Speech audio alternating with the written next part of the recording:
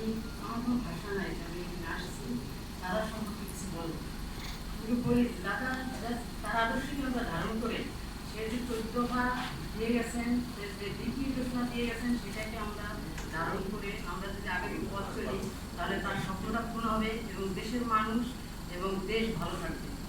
সে দেশের জন্য জীবনের শেষ পর্যন্ত, মৃত্যুর আগ পর্যন্ত সে লড়াই করে গেছেন। বিছানায় শুয়েও সে বই বিতরণ করছেন এবং সবাইকে আগে আসার জন্য অনুরোধ করছেন। আমিও কিছু বলতে পারবো, আমি সবাইকে ধন্যবাদ দিয়ে এটা শেষ করবো। আর একটা কথা বলবো যে আলোর মিছিল দাদার একটা প্রাণ ছিল, যেটার মাধ্যমে সারা বাংলাদেশে এমনকি বিদেশেও তার রাজনৈতিক কথা সব মানুষের দ্বার প্রান্তে পৌঁছেছে। আমি চাই এই আলোর মিছিলটা আমরা সবাই সহযোগিতা করি, তারা হবে এবং প্রতিটি উপজেলায় জেলায় ছড়াই পড়বে দাদার এই কথা, দাদার এই পরিশ্রম।